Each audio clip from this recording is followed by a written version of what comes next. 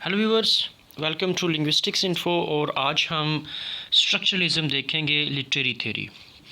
Structuralism को अगर हम वसी पैमाने पे देखें तो इसका मतलब ये है कि आप अपनी दुनिया को स्ट्रक्चर्स जो है उनकी टर्म्स में देखोगे। आप जब भी किसी एक चीज़ को परसीव करते हो या देखते हो, किसी एक तस्वर को समझते हो या किसी एक एंटिटी या ऑब्जेक्ट जो है उसको रिलेट करते हो, तो उसके लिए आपको कुछ स्ट्रक्चर्स जो हैं उनके ऊपर डिपेंड करना पड़ता है। स्ट्रक्चरलिज्म की बुनियाद ही इसी चीज़ के ऊपर है। वो इस बात पे यकीन रखती है कि चीज़ों को एक एंटिटी या अकेले यूनिट के तौर पर कभी भी नहीं समझा जा सकता। अगर आपने किसी भी एक चीज़ को समझना है तो उसको आपको बड़े लार्जर पर्सपेक्टिव जो है उसमें रखना पड़ेगा। आपको ये देखना पड़ेगा कि उसका स्ट्रक्चर जो है वो किस तरह से बना है, कौन कौन से हिस्से हैं जिससे मिलकर ये स्ट्रक्चर बना है, और आप इसको एक एंटिटी या एक यूनिट के तौर पर समझते हैं। अब जब आप लार्जर कॉन्टेक्स्ट में किसी भी स्ट्रक्चर जो है उसकी तरफ बात करते हो तो आपको ये देखना पड़ेगा कि आप इस दुनिया को जो है वो कैसे देखते हैं, आप कैसे जो है वो परसीव करते हैं। तो लार्जर कॉन्टेक्स्ट जो होते हैं वो अपने आप तो डेवलप नहीं होते, डेफिनेटली उनको डेवलप किया जाता है। ह्यूमन बींग्स जो है वो उनको डेवलप करते हैं। इंसान जब दुनिया को देखता है, समझता है, तो वो उन यूनिट्स को देखता है जिससे कोई एक चीज़ जो है वो तश्कील पाती है। इसका मतलब ये होता है कि जो मीनिंग्स हैं वो क्या होते हैं, इज़ ऑलवेज़ आउटसाइड। किस सेंस में कि लफ्ज़ जो हैं, आपने जब किसी कोई चीज़ को कोई मीनिंग देना है तो मीनिंग्स जो है वो उसके अंदर तो एग्जिस्ट नहीं करता, वो मीनिंग इंसान ने खुद देना होता है। तो मीनिंग्स जो हैं they does not lie inside the thing. Meaning क्या होते हैं, ये एट्रीब्यूट होते हैं। मीनिंग हमेशा इंसान जो है वो चीज़ों को मीनिंग देता है। अगर हम लिटरल सेंस में देखें तो इसका मतलब ये है कि जितने भी हमारे पास लैंग्वेज इस्तेमाल होती है या जितने भी हमारे पास एक्सटर्नल रियलिटी जो है वो एग्जिस्ट करती है, उसको जो मीनिंग्स दिए जाते हैं वो इंसान खुद देता है, अपने दिमाग जो है उसका इस्तेमाल करता है। चीज़ों के अंदर मीनिंग जो है वो एग्जिस्ट नहीं कर रहे होते, और जो वो उनको मीनिंग देता है उसके पीछे एक स्ट्रक्चर जो है वो होता है जिसकी बुनियाद पर वो उनको समझता है। सो स्ट्रक्चरलिस्ट जो क्रिटिसिज्म है वो क्या करती है, वो constant movement away from the interpretation of individual literary work towards understanding the larger structure which contain them। कि अगर आप किसी भी एक लिटरेरी वर्क जो है उसकी मिसाल ले लें तो जो स्ट्रक्चरलिस्ट क्रिटिसिज्म है वो ये करने की कोशिश करेगा कि वो उस इंडिविजुअल वर्क की बजाय उस सारे पैरामीटर को समझने की कोशिश करेगा, उस लार्जर स्ट्रक्चर को समझने की कोशिश करेगा जिसकी बुनियाद पर उस पर्टिकुलर लिटरेरी वर्क जो है उसको तश्कील दिया गया है। एग्ज़ाम्पल जो है वो देखते हैं इसमें। मिसाल के तौर पर स्ट्रक्चरलिस्ट एनालिसिस जो है अगर वो डन की पोएम गुड मारो का किया जाए तो हमें क्या करना पड़ेगा, हमें सबसे पहले ये देखना पड़ेगा कि जो गुड मारो पोएम है वो किस जॉनर से रिलेट करती है। अब वो जिस जॉनर से रिलेट करती है, जैसे मिसाल के तौर पर एल्बा या डांस सॉन्ग जो है ये इससे रिलेट करती है। ये 12वीं सदी जो है उस वक़्त एक सॉन्ग जो है, लेमेंट सॉन्ग जो है वो होता था जिसमें लवर जो है वो दिन के फूटने पर जो है वो दुख का इजहार करता था कि अब दिन चढ़ आया है तो उसको अपने महबूब जो है उससे अलग होना पड़ेगा। तो इसके पीछे, एल्बा के पीछे या डॉन सॉन्ग के पीछे ये कंसेप्ट एग्जिस्ट करता है किस चीज़ का, 12th सेंचुरी जो लवर्स लेमेंट सॉन्ग है उसका। और उसको समझने के लिए आपको किस चीज़ की ज़रूरत है, उसको समझने के लिए आपको कोर्टली लव जो है उसको समझना पड़ेगा, यानी कि महबूब के दरमियान जो इश्क है उसको आपको समझना पड़ेगा। तो इसके ऊपर जो है वो गुड मारो पोएम को कंस्ट्रक्ट किया जाता है या इसका स्ट्रक्चर जो है वो डेवलप किया जाता है। यानी गुड मारो जो है वो एल्बा की तरफ देखेगा, एल्बा जो है वो उस कंसेप्ट ऑफ कोर्टली लव की तरफ देखेगा, और कोर्टली लव जो है वो इस चीज़ की डिमांड करता है कि जब डॉन हो जाती है, सुबह हो जाती है, तो महबूब जो है वो इसका दुख का इजहार करता है कि सुबह होने से जो है वो उसको अपने महबूब से अलग होना पड़ेगा। तो इस सारे कंसेप्ट के ऊपर, इस सारे एलिमेंट के ऊपर जो गुड मारो पोएम है उसको कंस्ट्रक्ट किया जाता है। तो कोई भी जो स्ट्रक्चरलिस्ट होगा जब वो एनालिसिस करेगा इन पोएम्स का, तो वो close reading farmer element statement of text की नहीं करेगा कि इस टेक्स्ट में जो है वो क्या कहा गया है, बल्कि वो इसके पीछे जो एक लार्जर पर्सपेक्टिव है या वो लार्जर स्ट्रक्चर जिसके ऊपर इसको कंस्ट्रक्ट किया गया है वो उसका एनालिसिस करेगा। मिसाल के तौर पर हम पोइट्री या गुट मारो की एग्जांपल एक एनालॉजी के ज़रिए लेते हैं। एक तमसील है कि पोइट्री जो है वो चिकन की तरह होती है, यानी एक मुर्गी जो है उसकी तरह पोइट्री है, और एग जो है वो गुट मारो है, यानी कि पोइट्री जो है वो लार्जर स्ट्रक्चर है और जो गुड मारो यानी एक पोएम है वो उसका एक एलिमेंट है, और उस एलिमेंट को तश्कील देने के लिए हमें लार्जर जो स्ट्रक्चर है उसके एलिमेंट्स यानी उसके यूनिट्स जो हैं वो लेने पड़ते हैं और फिर हम इसको तश्कील करते हैं। इसी तरह पोइट्री में बाकी बहुत सारी चीज़ें हो सकती हैं, जैसे सोनेट है, तो सोनेट जो है वो पोइट्री की एक किस्म है, यानी चिकन जो है वो हमारे पास वही है, आगे उसके अंडे जो हैं वो मुख्तलिफ होते चले जाते हैं, तो पोइट्री वही है। इसमें आप गुड मारो यानी एल्बा की बात कर लें या सोनेट की बात कर लें, तो सोनेट जो है उसका अपना एक स्ट्रक्चर है जिसके ऊपर उसको बिल्ड किया जाता है। तो इस एनालॉजी के ज़रिए हम जो है वो समझ सकते हैं इस कंस्ट्रक्शन को। अब फंडामेंटल बिलीव ऑफ स्ट्रक्चरलिज्म जो है वो यही कहता है कि ह्यूमन एक्टिविटीज़ जितनी भी होती हैं वो कंस्ट्रक्टेड होती हैं, वो फितरी तौर पर नहीं होती, वो लाजमी तौर पर जो है वो नहीं होती। जितने भी स्ट्रक्चरलिस्ट हमारे पास हैं या जितने भी स्ट्रक्चरलिज्म पे हमें काम नज़र आते हैं उसमें जो बुनियादी एलिमेंट है वो यही नज़र आता है कि सारे स्ट्रक्चरलिस्ट जो हैं वो इस बात को मानते हैं कि जितनी भी ह्यूमन एक्टिविटीज़ होती हैं दे आर कंस्ट्रक्टेड, उनको नेचुरल या फितरी नहीं कहा जा सकता।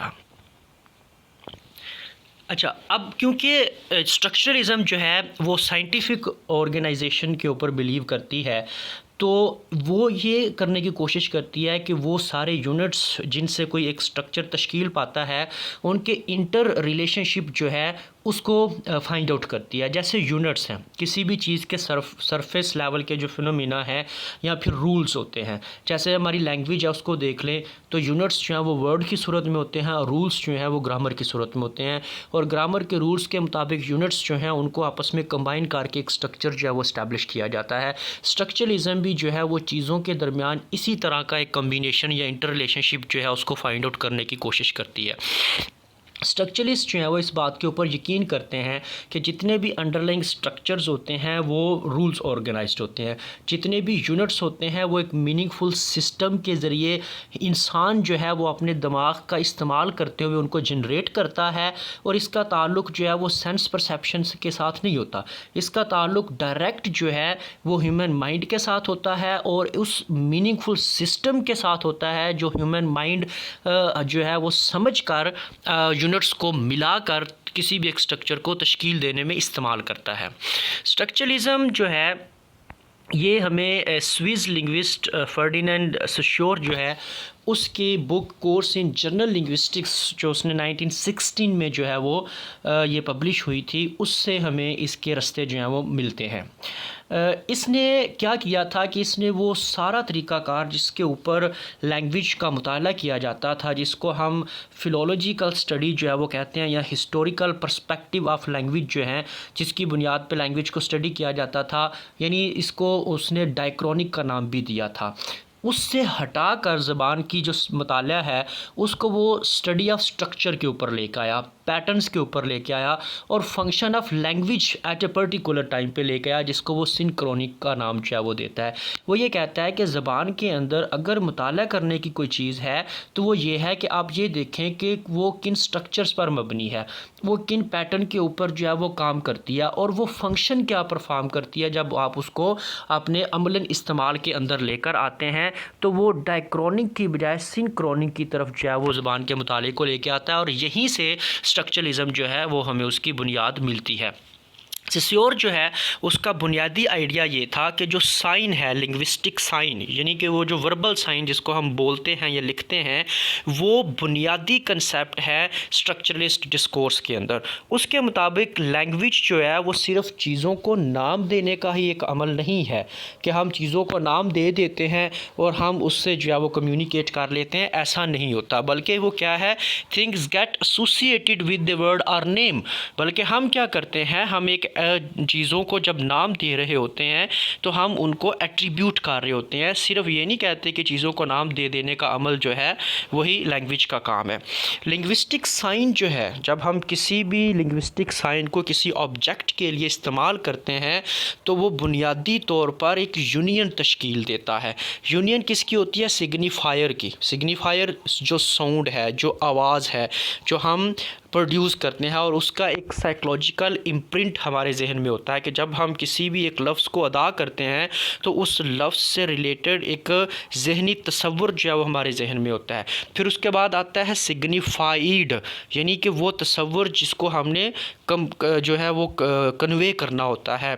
तो इस तरह से ये तीन चीज़ें यानी लिंग्विस्टिक साइन, सिग्निफायर और सिग्निफाइड, इन तीनों का जो यूनियन है वो तश्कील देता है हमारे उस लफ्ज़ को और उसके मतलब को जो कि हमने कन्वे करना होता है। ये जो ट्रायडिक व्यू है, वर्ड्स आर अनमोटिवेटेड साइन, तो इसमें जो वर्ड्स हैं वो अनमोटिवेटेड साइंस होते हैं। इसका मतलब ये है कि लफ्ज़ों के अंदर मीनिंग्स जो हैं वो एग्जिस्ट नहीं कर रहे होते। लफ्ज़ों का, उनके मीनिंग्स का, और जो लफ्ज़ आप किसी ऑब्जेक्ट के लिए इस्तेमाल करते हैं उनके दरमियान कोई डायरेक्ट ताल्लुक़ नहीं होता, कोई इनहेरिट रिलेशन नहीं है।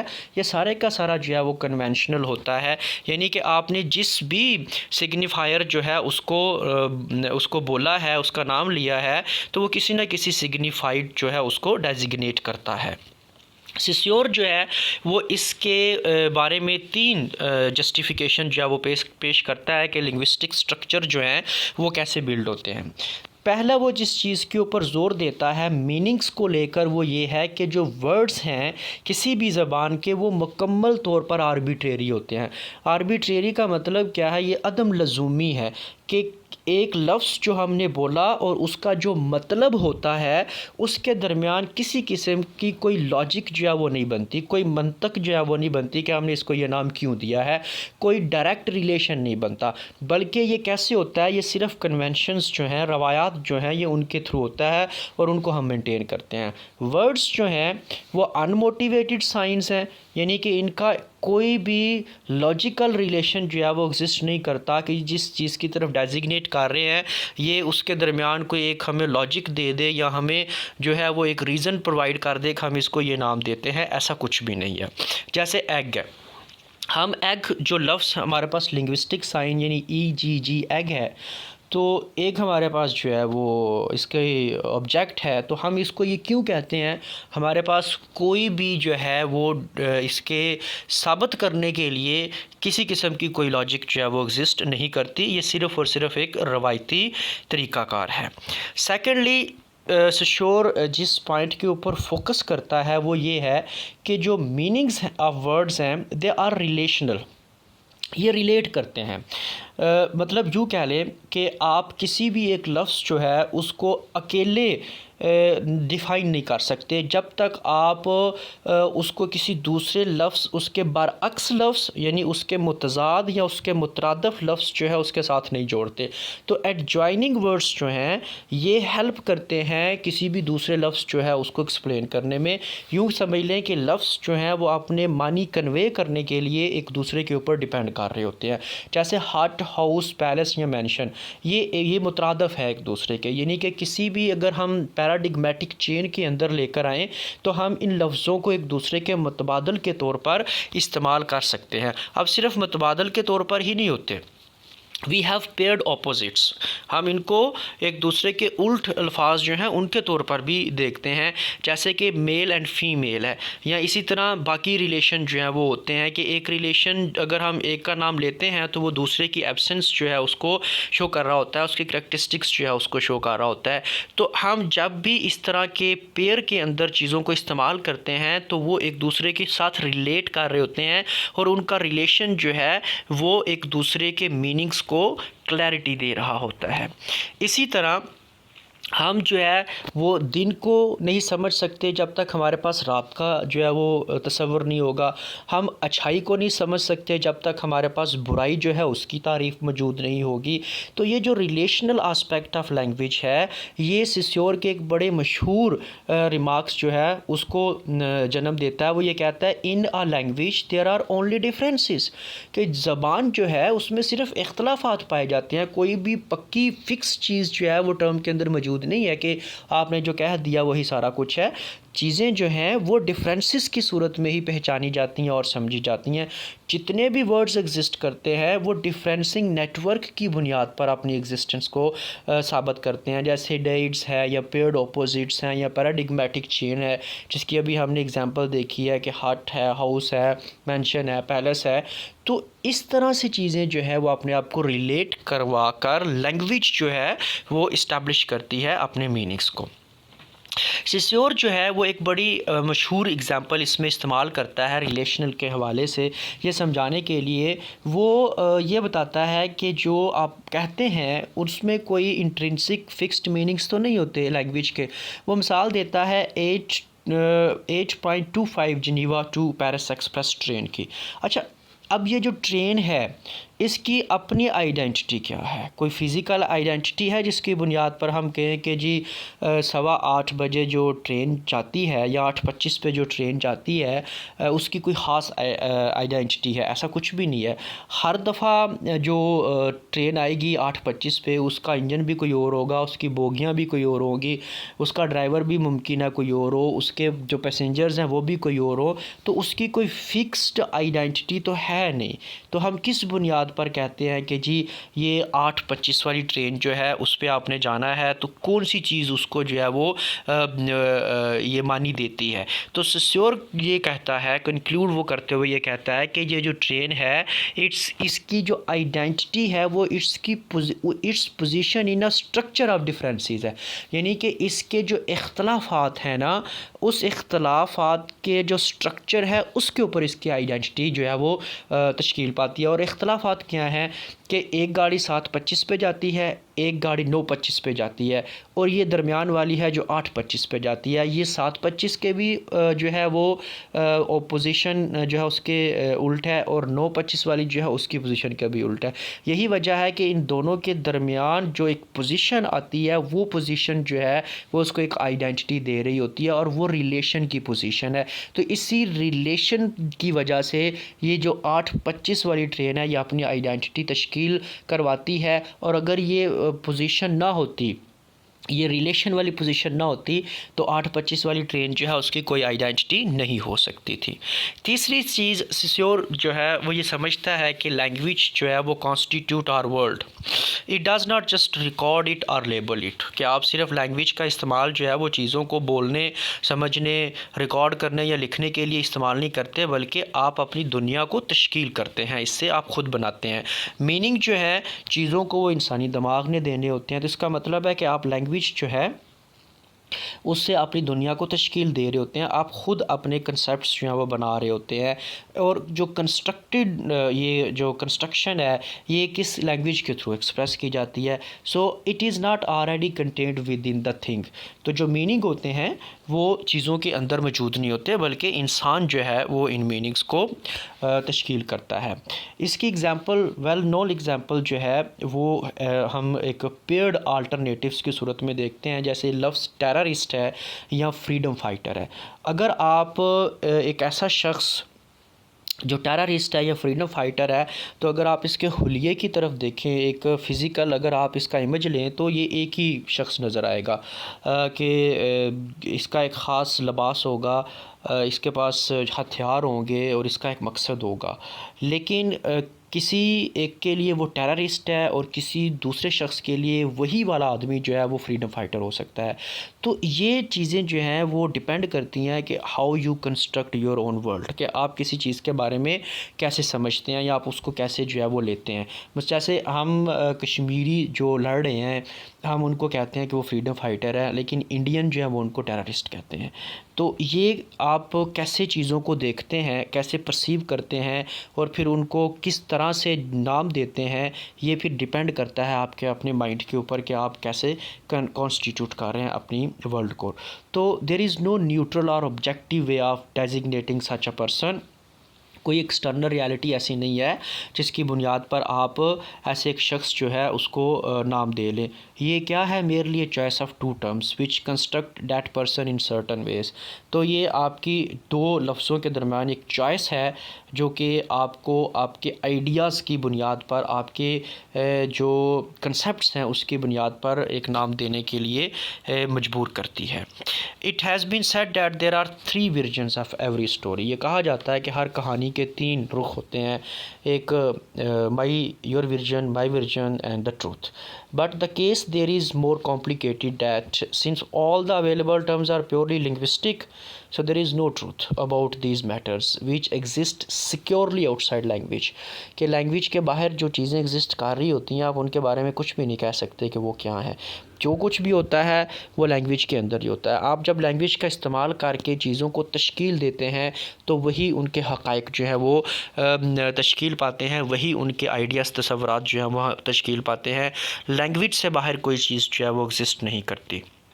Language constitute the reality not just reflect it. For example कि हक़ाइक़ तश्कील किए जाते हैं ज़बान के ज़रिए, इनको सिर्फ़ ये मुनक्कस नहीं करते, ये अक्स नहीं होते चीज़ों का जो कि आपके सामने होते हैं। मिसाल के तौर पर हम एक साल जो है उसको 4 सीज़न में डिवाइड करते हैं, लेकिन क्या हकीकत में ऐसा होता है कि ये जो एक साल का अरसा है ये कहीं पे ब्रेक आ जाए, कहीं पे एक चेंज आ जाए और हमें पता चले कि अच्छा जी यहाँ से चीज़ें बदल के यहाँ पे चली गई हैं? ऐसा कुछ भी नहीं होता। साल जो है वो एक तसलसल के साथ चलता जा रहा है। ये सिर्फ़ क्या है कि हमारा एक साल जो है उसके अरसे को देखने का तरीक़ाकार है।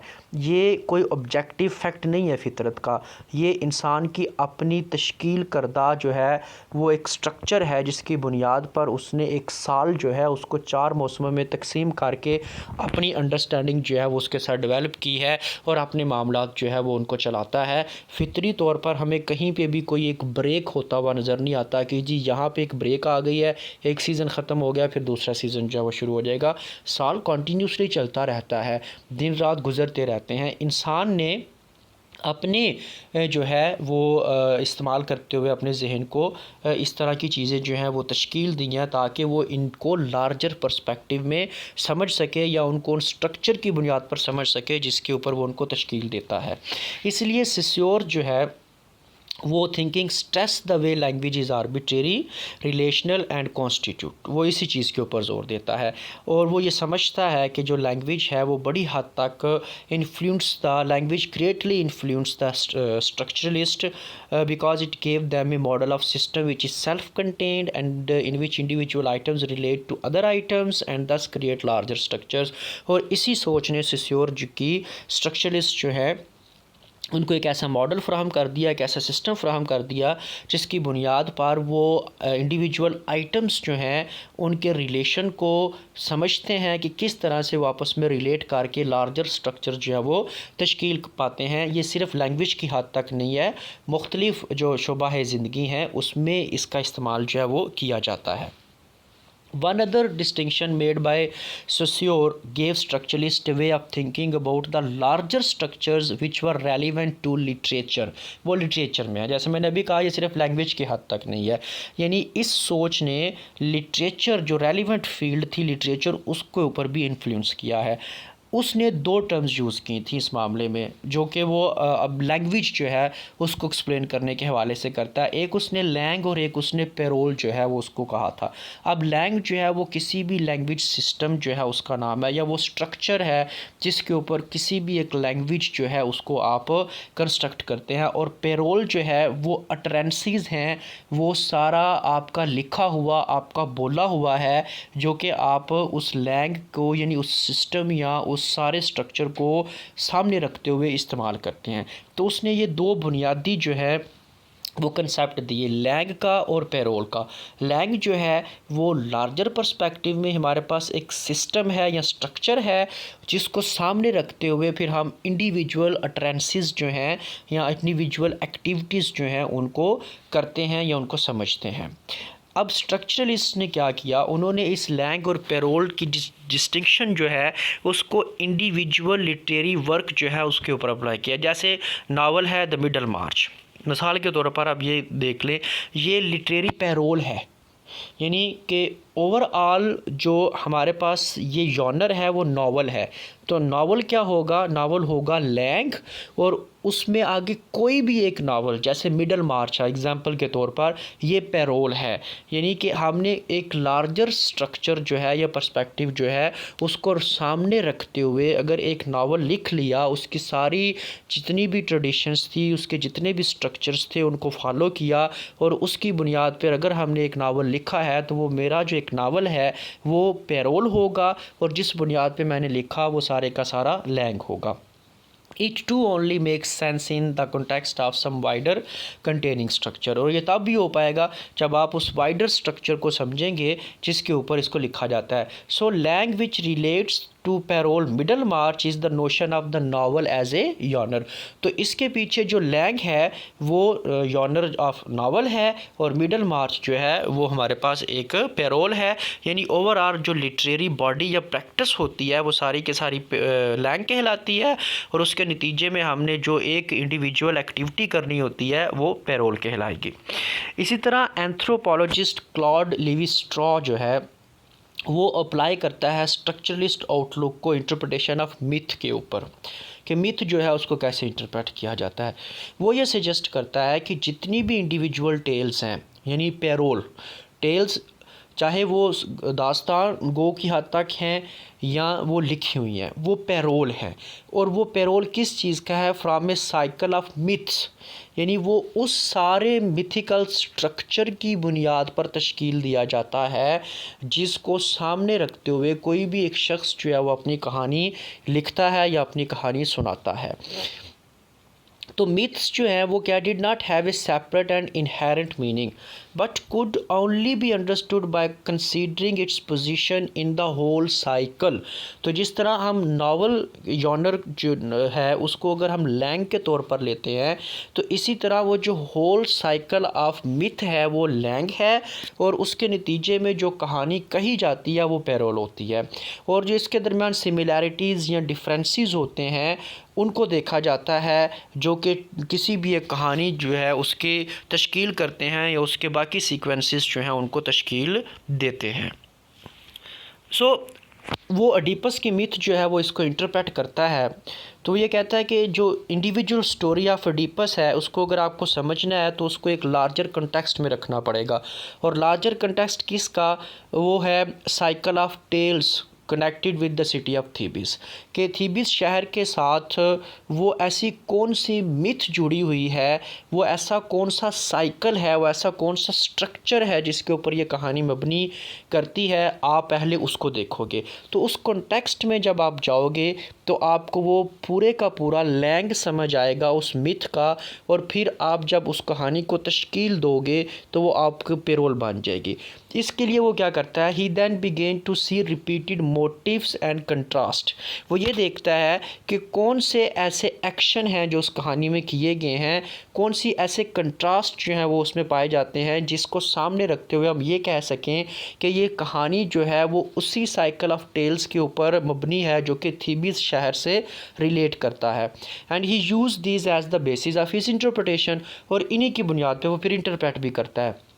On this method, the story and cycle it is part of are reconstituted in terms of basic oppositions।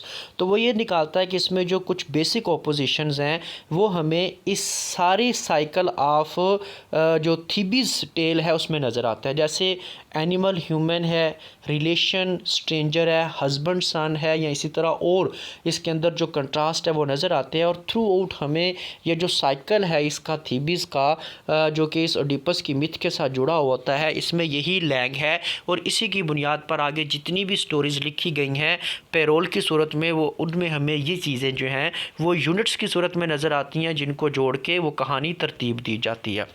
अब इसकी जो कंक्रीट डिटेल्स है from stories are seen in the context of a larger structure, and the larger structure is then seen as an overall network of basic dyadic pairs।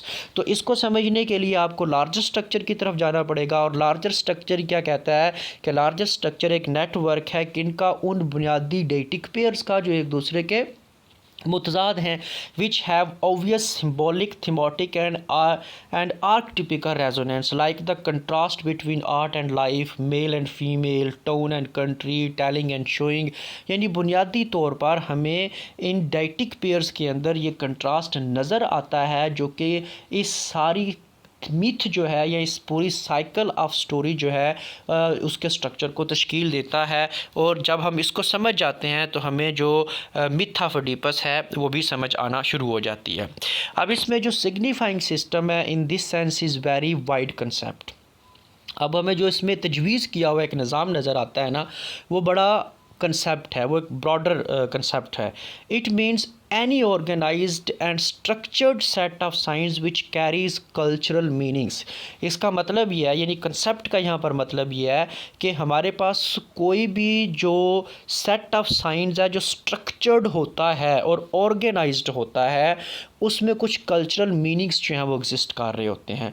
इसमें included category would be such diverse phenomena as works of literature, tribal rituals. जैसे works of literature है तो works of literature जो है वो भी तो कुछ स्ट्रक्चर्ड सेट ऑफ साइंस के ऊपर होता है। जैसे नावल है उसके कुछ स्ट्रक्चर्ड सेट ऑफ साइंस हैं, पोइट्री के हैं, ड्रामा के हैं, जो स्टोरी हैं उसके हैं। किसी भी वर्क्स ऑफ लिटरेचर को आप देख लें तो उनके कुछ स्ट्रक्चर्ड सेट ऑफ साइंस होते हैं और जो उनको फॉलो करते हुए लिखे जाते हैं। इसी तरह ट्राइबल रिचुअल्स होती हैं, हर एक जो ट्राइब है उसकी अपनी रस्म और रवायात हैं जिनको वो फॉलो करते हैं। इसी तरह फैशन है, उसको देख लें, कपड़ों में, खुराक में या लाइफ स्टाइल में हर एक जो तबका है उसका अपना एक फ़ैशन है और उसका एक स्ट्रक्चर है जिसकी बुनियाद पे वो फ़ैशन जो है उसको अडॉप्ट करता है। या स्टाइलिंग ऑफ कार्स है या कंटेंट्स ऑफ एडवर्टीज़मेंट हैं। हर एक जो हमारे पास शोबा है, हर एक जो फील्ड है उसका अपना एक स्ट्रक्चर्ड सेट ऑफ साइंस है जिसकी बुनियाद पर वो अपने फर्दर जो इंडिविजुअल वर्क्स हैं उनको या इंडिविजुअल एक्टिविटीज़ जो हैं उनको करता है। For structuralist culture we are part of can be read like a language. Structuralist ये कहते हैं कि कल्चर जो है जिसका हम हिस्सा होते हैं उसको भी आप लैंग्वेज की तरह मुताला कर सकते हैं। कैसे कर सकते हैं? यूजिंग दीज प्रिंसिपल्स, इन्हीं प्रिंसिपल का इस्तेमाल करते हुए। Since culture is made up of many structural networks which carry significance and can be shown to operate in a systematic way. क्योंकि इसके अंदर भी स्ट्रक्चरल नेटवर्क्स एग्जिस्ट करते हैं, बहुत सिग्निफिकेंट चीज़ें होती हैं एक सिस्टमेटिक वे के साथ जिनको ऑपरेट किया जाता है। These networks operate through codes, ये कोड्स के ज़रिए होती हैं और कोड भी जब एक सिस्टम ऑफ साइन होता है। दे कैन मेक स्टेटमेंट्स, जिस तरह लैंग्वेज के अंदर स्टेटमेंट होती हैं इसी तरह जो हमारे पास कल्चर हैं उनको जब मुख्तलिफ कोड्स के ज़रिए या मुख्तलिफ सिस्टम ऑफ साइंस के ज़रिए एक्सप्रेस किया जाता है तो वो अपने मीनिंग दे रहे होते हैं, वो कुछ ना कुछ समझाने की कोशिश करते हैं just as language does, and they can be read or decoded by the structuralist or semiotics। तो जिस तरह स्ट्रक्चरलिस्ट हैं या इल्मुल इशारात का मुताला करने वाले लोग हैं वो इनको डिकोड करते हैं, वो इनको समझते हैं कि इनका क्या मतलब है। यानी कि अगर एक जो है वो ओल्ड फैशन है, एक जो है वो बिल्कुल लेटेस्ट फैशन का है तो वो कुछ कन्वे कर रहा है, वो कुछ बता रहा है। अब ओल्ड फैशन या लेटेस्ट फैशन को हम कैसे पहचानेंगे? हम ये देखेंगे कि वो किस तरह का लिबास पहनता है, उसका लाइफस्टाइल किस तरह का है, वो खाना किस तरह का खाता है, वो लैंग्वेज किस तरह की बोलता है, वो बॉडी लैंग्वेज किस तरह की इस्तेमाल करता है। ये वो सारे कोड्स हैं जिससे मिलकर लेटेस्ट फैशन या ओल्ड फैशन जो है वो जनरेट करता है और एक स्ट्रक्चर तश्कील पाता है जिसकी बुनियाद पर हम इनको समझते हैं। फैशन मिसाल के तौर पर इसको लैंग्वेज की तरह ऐड किया जा सकता है, आप पढ़ सकते हैं इसको। सेपरेट आइटम्स और features are added up into a complete outfit और look with complex grammatical rules of combination. कि जिस तरह हम ग्रामर के मुख्तलिफ कम्बिनेशन बनाते हैं मुख्तलिफ यूनिट्स को जोड़ के, इसी तरह आप लिबास के हवाले से जो आउटफिट होती है या जो लुक होती है उसको मुख्तलिफ जो इसके आइटम्स होते हैं उनके साथ जो वो तश्कील किया जाता है। कि अगर आप एक शर्ट बनाते हैं तो उस शर्ट के लिए जो मुख्तलिफ आपको एलिमेंट्स चाहिए होते हैं उन एलिमेंट्स को आप आपस में कंबाइन करके एक शर्ट जो है वो तश्कील देते हो। अब उसको आपने किस फ़ैशन में तश्कील करना है, ये फिर डिपेंड करता है इस चीज़ के ऊपर कि फ़ैशन ओल्ड है या न्यू है, और उसका फिर आगे जो स्ट्रक्चर है वो क्या है। आप कौन सी चीज़ जो है वो शर्ट के ऊपर लगाएंगे तो वो ओल्ड फैशन में चली जाएगी, कौन सी चीज़ लगाएंगे तो वो न्यू फैशन, लेटेस्ट फैशन में आ जाएगी। So we don't wear an evening dress and carpet slippers. जैसे आम रूटीन में आप देखें, we don't wear an evening dress and carpet slippers, we don't come to lectures in military uniform, likewise each component sign drives its meaning from a structural context. इसका मतलब ये है कि आपने जो भी पहनना होता है वो इस चीज़ के ऊपर डिपेंड करता है कि वो किस स्ट्रक्चरल कॉन्टेक्स्ट जो है उसको शो करेगा, यानी आप उस कल्चरल कॉन्टेक्स्ट को सामने रखते हुए जो है वो अपना लिबास पहनेंगे।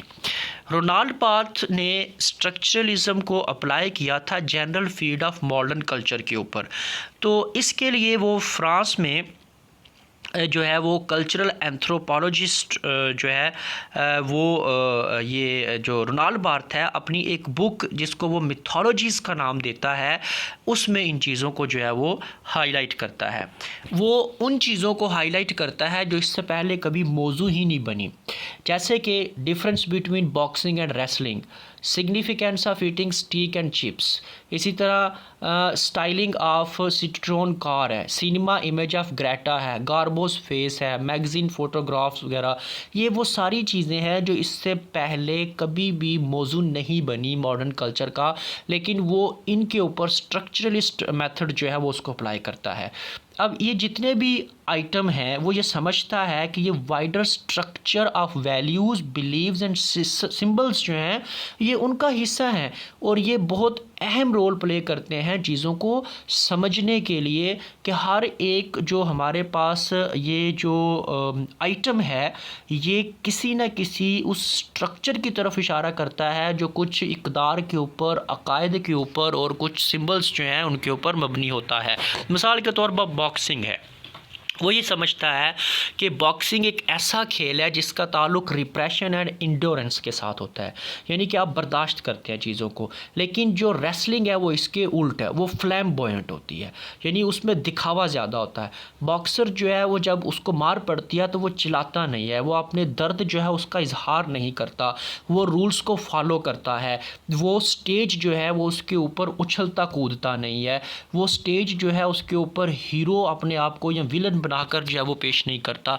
लेकिन इसके बरअक्स जो रेसलर है वो चिल्लाता है, वो चीखता है जब उसको मार पड़ती है, वो अपने आप को हीरो या विलन के तौर पर जो है वो दिखाता है, वो डिस्प्ले करता है अपने आप को जो है वो उस रिंग के अंदर जिसमें उसने लड़ना होता है, तो वो ज़्यादा एग्जैजरेशन जो है वो कर रहा होता है बॉक्सर के मुकाबले में।